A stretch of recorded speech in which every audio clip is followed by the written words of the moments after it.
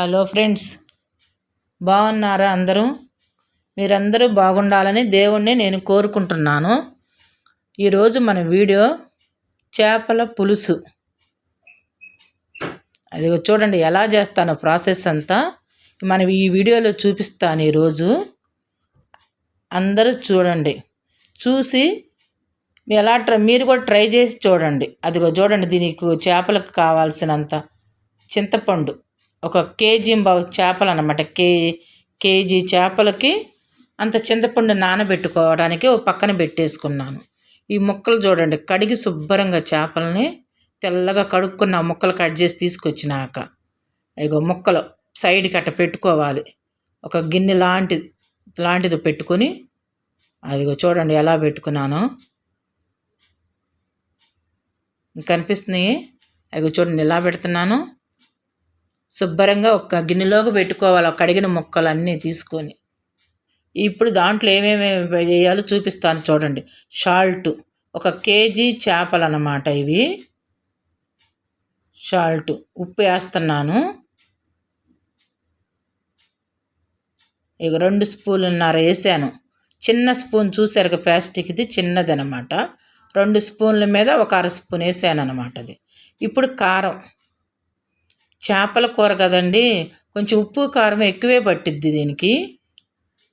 అదిగో చూడండి 3.5 స్పూన్లు వేసాను అనమాట. చిన్న స్పూన్ కాబట్టి 3.5 వేసాను. అల్లం పేస్ట్ అదిగో ఒక గరిట, మళ్ళీ తర్వాత కూడా వేస్తాను చూడండి. అదిగో గరిటన్నర వరకు వేసాను అన్నమాట అల్లం పేస్ట్. అల్లం చిన్నులపాయ, పసుపు కొంచెం పసుపు వేసాను. ధనియాల పౌడర్ అన్నమాట. ఒట్టి ధనియాలు వేయించి పౌడర్ చేసి పెట్టుకున్నాను అన్నమాట. అవి ఒక 2 స్పూన్లు వేసుకున్నాను. ఈ చేపల కూరకు అనేది మెయిన్ ధనియాల పౌడరేనండి, గుర్తుపెట్టుకోండి బాగా. ఇది గరం మసాలా ఒక 1/2 స్పూన్ వేసాను అనమాట. గరం మసాలా, కొబ్బరి వేస్తున్నాను.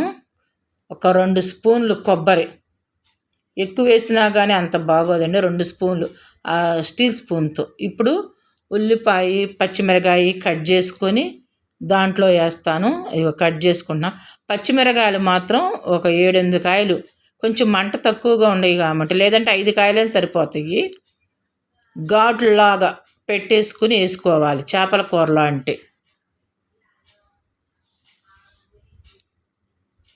ప్రతి ఒక కాయని ఇలా ఘాటులాగా పెట్టుకోవాలన్నమాట చేపల కూరలోకి. పచ్చిమిరకాయ కూడా చాలా టేస్ట్ వచ్చిద్దండి చేపల కూరలో. కంపల్సరీగా పచ్చిమిర్చి కొంచెం ఎక్కువ వేసుకుంటేనే బాగుంటుంది. నువ్వు కారం కానీ, పచ్చిమిర్చి కానీ, ఉప్పు కానీ, చింతపండు కానీ ఏదైనా సరే ఎక్కువే పడుతాయి అన్నమాట. మామూలు కర్రీస్ కంటే చేపల కర్రీకి ఎక్కువ పడతాయి. ముక్కలు చిన్న ముక్కలుగా కట్ చేస్తాను చూడండి ఎలా కట్ చేస్తాను. అలా 2 చిన్న ఉల్లిపాయలు, పెద్ద ఉల్లిపాయలు చిన్నవి 2 తీసుకున్నాను. పెద్దది ఉంటే ఒక్కటే సరిపోయిద్దండి, కొంచెం చిన్న సైజుగా ఉండేవి కాబట్టి 2 పెద్ద ఉల్లిపాయలు, 2 పచ్చిమిరకాయలు ఒక 7-8, కొంచెం మంట తక్కువ అని 7-8 వేసాను. లేదా మంటకల కాయ అయితే 5 కాయలు సరిపోతాయండి.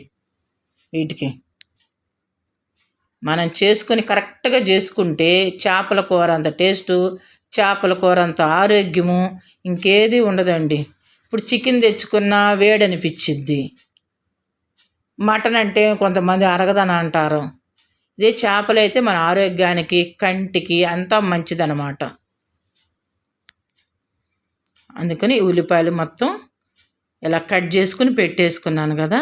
ఇప్పుడు దానిలో వేస్తాను చూడండి. చేపల కూరలో అంత ప్రాసెస్ అంతా మనం కింద పొయ్యి మీద పెట్టకముందే అన్నిట్లో వేసుకుంటున్నాం అన్నమాట. చేపల ముక్కలు, ఉప్పు, కారం, ధనియాల పొడి, గరం మసాలా, ఉల్లిపాయ, పచ్చిమిరకాయ, కొబ్బరి అన్నీ కూడా మనం కింద పెట్టినప్పుడే, కింద ఒక గిన్నెలో పెట్టినప్పుడే పొయ్యి వెలిగించకముందే అన్నీ వేసుకుని కలిపి పెట్టుకోవాలి. ఉల్లిపాయ ముక్కలు, పచ్చిమిరకాయ ముక్కలు కూడా వేసేసాను. ఇప్పుడు మొత్తం అవన్నీ వేసాను.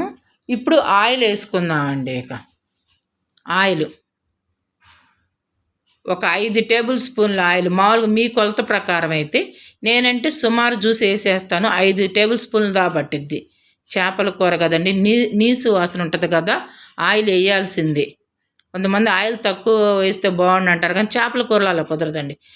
నానబెట్టుకున్నా కదా చింతపండు, ఇప్పుడు అది మనం ఇక వడగట్టుకున్నట్టుగా అట్లా చేతిలోకి పోసుకుని వాటర్ పోసి శుభ్రంగా చింతపండు అంతా పులుసులాగా పిసికాను, అది పోసుకోవటం అనమాట. ఇట్లా చేపల కూరలో ఇందాక మీకు చూపించింది నానబెట్టుకున్నాను.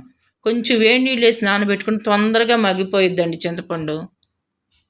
అట్లా 2-3 సార్లుగా వాటర్ పోసుకోవటం, పిండుకోవటం, మన చేపల గిన్నెలో పోసేసుకోవటం. అట్లా అన్నీ ఒకే దాంట్లో, ఆయిల్ కూడా దీంట్లోనే, అన్నీ మొత్తం దీంట్లోనే. ప్రాసెస్ అంతా విడిగా చేసుకుని మనం పొయ్యి మీద పెట్టుకోవాలన్నమాట ఈ చేపల కూర అనేది. అట్లా వాటర్తో పిసుక్కొని బాగా పులుసుని అంతా వచ్చేసింది కదా గుజ్జులాగా, మొత్తం వాటర్తో పిసికితే ఆ మొత్తం కలిపి పోసేసుకోవటమే మన చేపల ముక్కల్లో. అన్నీ వేసాను, చూసారు కదండి, అన్నీ మీకు చూపించాను వీడియోలో. ఎంతెంత వేయాలో కూడా చూపించాను. ఇలా చేసుకోండి. ఈ చేపల కూర ఉడికినాక మీరే చూడండి టేస్ట్ ఎలా ఉంటుందో. ఆరోగ్యానికి చాలా మంచిదండి చేపల కూర.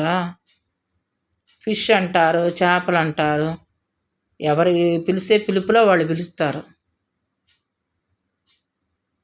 ఏదైనా తుక్కు పడనేయకుండా జాగ్రత్తగా వెంటనే పడ్డా కానీ తీసి గిన్నెలో వేసేసుకుంటా ఉండాలన్నమాట.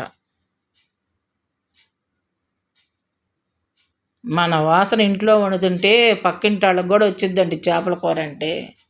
ఇవాళ ఎక్కడో చేపల వాసన వస్తుంది, ఈ కర్రీ ఇవాళ ఎవరో వండుకున్నట్టు ఉండారే అన్నట్టుగా వస్తుంది అన్నమాట గుమ్మగుమ్మలుగా చేపల కూర అంటే.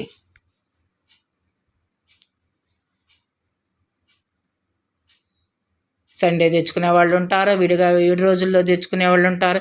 ఎవరికి ఏ టైం కుదిరితే ఆ టైం తెచ్చుకుంటారు. ఏమి లేదు, అన్ని ప్రాసెస్ అంతా చూపించాను. అన్నీ పెట్టేసుకుని దగ్గర చేప ముక్కలు అన్నీ నీట్గా కడుక్కొని, వాళ్ళు బయట కట్ చేసి ఇస్తారు కానండి, సరిగ్గా కట్ చేయరు. నీట్గా కట్ చేసి పెట్టుకుని మనం ఇస్తారు కదా, మనం క్లీన్ చేసుకోవాలి ఇంటికి తెచ్చుకున్నాక. ఇక మొత్తం ప్రాసెస్ అంతా అయిందండి. ఇక పొయ్యి మీద పెడుతున్నాము, పొయ్యి వెలిగిస్తాను. ఇలా చేసుకుంటే చేపల కూర చాలా టేస్టీగా వచ్చిద్ది. మీరు చూడండి, మళ్ళీ ఉడికి తిప్పేటప్పుడు కూడా మీకు చూపిస్తాను.